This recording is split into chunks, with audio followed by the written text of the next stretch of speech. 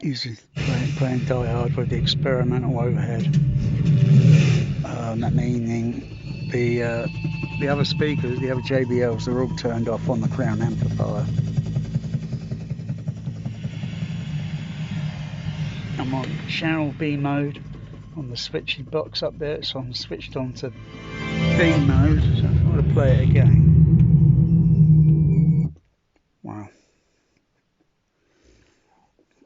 And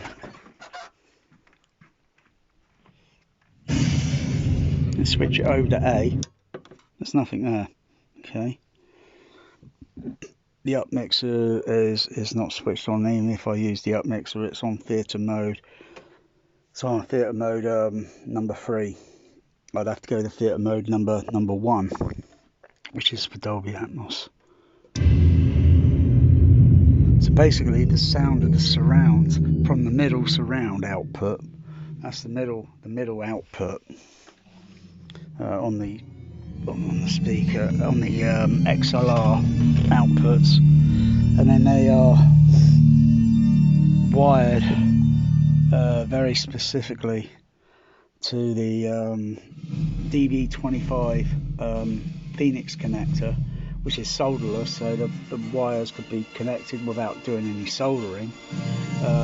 Checking the wiring and making sure the continuity is correct, so it goes to the assigned speakers on the overhead or the Dolby SA10.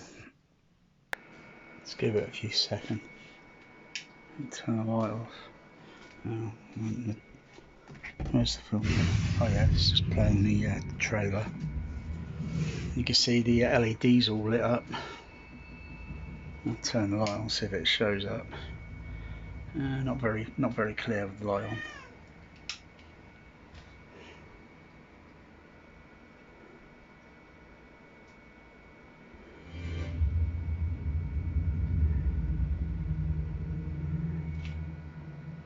So that's the signal going out to the SA10s. It's like a very complicated wiring, very complicated, and that basically can enable me to duplicate CIC UCI Tower Park 1989 experimental overhead surround, which is a total different ball game from Dolby DSU upmixers or dtsx neural upmixer or auro 3D upmixer. It's totally the opposite of all that. In fact, it sounds way better because it's using the actual surround channel sound field, whereas the upmixers, all they do is taking sound from the front, left and right, and I can tell that sound up there on the ceiling that shouldn't be there. It doesn't belong. It's just a cheap gimmick to whereas this one is way better, especially using, because I'm on the matrix mode at the moment, so it's basically just using the all the outputs on 9 overheads. There's not much in the signal going down to the because it depends on the film mix. If you get a good film mix, then could get the below surround, which is up at the front, down there, and go down there, and down here on the sides. One in the middle, slightly below, plus another one down there as well. So there's 2. And then a few down here under this seat here, and I think there's another one totally different for a different output, another one over there, and then come down to the back. No, that's not one of them. The other ones are down there, there, and then right at the back.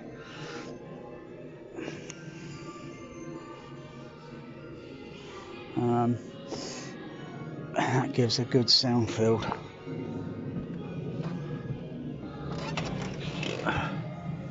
Basically, I'm hearing Die Hard in the same similar way as Tower Park, or I could do a few other changes on the outputs, switching on the SA10s, make it sound similar to the Cinerama, which had overhead surround since 1969.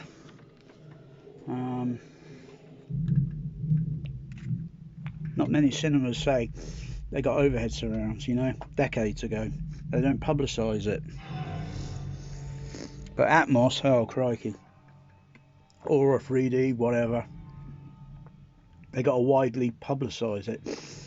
Crying out loud, it's been around 11 years now. They have to keep, you know, people have to keep calling their speakers Atmos speakers. No, they're not Atmos speakers, they're just a speaker. And it's just mounted on the ceiling, or it'd be mounted on the floor or on the sidewall. It's just a speaker. Thinking you got an Atmos speaker, you're playing Atmos, you think it's a special case. It's not. Otherwise, this is way better than most people's home theatres, and it's cheaper, and it can do a lot more other sound formats. That's overhead surround bragging rights, but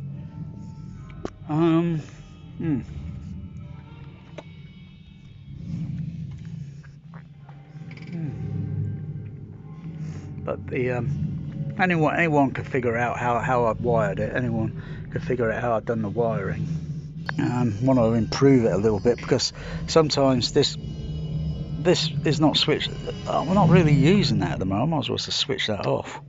Crying out loud, because that is only reserved when I'm using a different, say, Dolby Stereo 424 matrix, and going through the CP200 and blah blah blah, and well, I could use the 750 if I want to, or and that would be that's connected to the all the surround speakers, and it just depends which one I turn on or off on the amplifier, the crown amplifier. The crown amplifier for all these all the other speakers is switched off at the moment, so there won't be any sound going in, and it's just totally like UCI Tower Park at the moment.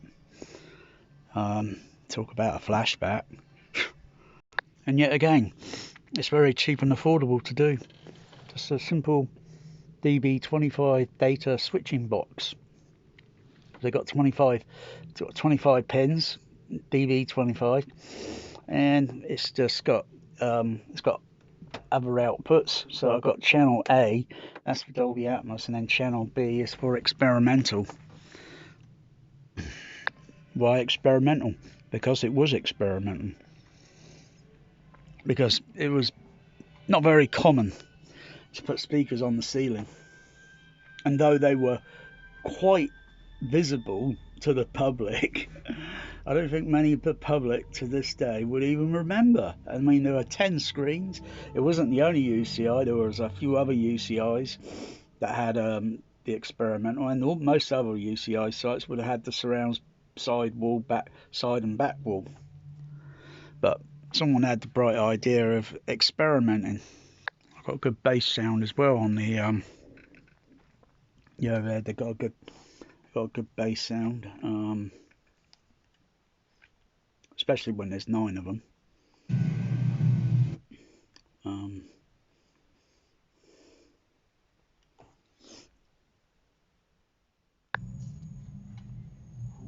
Sounds very uniform. Sounds very uniform in the bass frequency. Like a boom there, like a boom there, sort of thing. Sounds very uniform.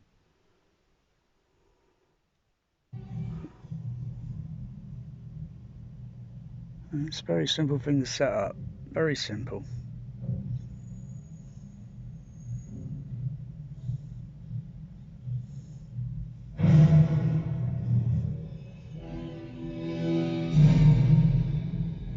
Wow.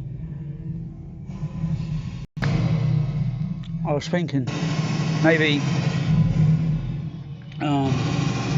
wanting to expand the below surround, even though where the speakers are located in the room, when there's some good sound active on it, whether it be a very decent Dolby Atmos mix, and basically the signal, these are extra channels or the extra outputs on the decoder, and they get different signals, and it gives a kind of this sort of sound field. So it's like below and it's going around that way. If I had the other speakers all switched off, I can tell that by the sound field, and if I switch the other ones on, and you know, I notice there's a bit of sound there, blah blah blah, and but it gives this sort of, you know, rather than here and there. Most home theatres with Atmos are only going to do it from this position up to the ceiling, and then from the ceiling back down to that position, and that is all it can do. Whereas here, it's active, because I'm observant of what's going on in a film, and I'm observant with real life sound.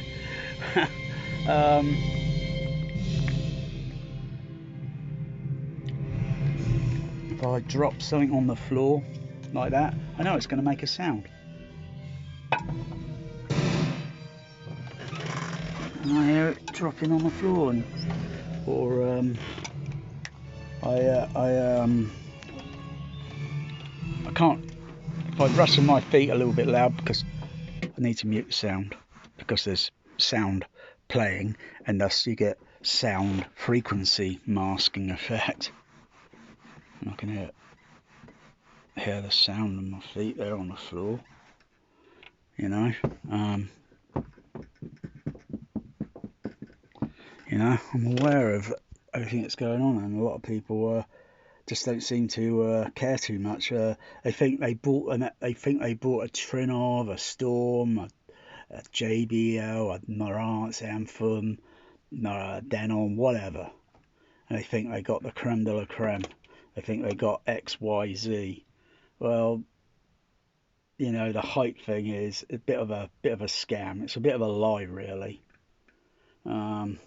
But if you look at a film mix and think, okay, how well it's mixed, and think, okay, I'm going to add on some matrix decoders and try and expand and do it like, hey, do it like me. You can't really do it any other way. You can use ProLogic 2 decoders. They'll be a bit of a plus, because you never know what special sounds you may hear, what Easter eggs you might hear, and of course it's trial and error, because you've got to test the actual the outputs of the rear back surround output and the side surround output on that decoder to see what sort of sound steering it's doing, and then think, okay, I've got that sussed out. Now it's where to place the speakers, you know, and maybe not just a single speaker, but maybe an array. So you got an array, so it gives a nice uniform sound. So it's, you know, easy to expand, but you don't get all this under the bonnet of a Storm or a Trinov. A Trinov, crying out. A Trinov's not going to do much, for crying out loud. It costs way more than a Storm, and it's not all the bells and whistles. Anyway, that's it.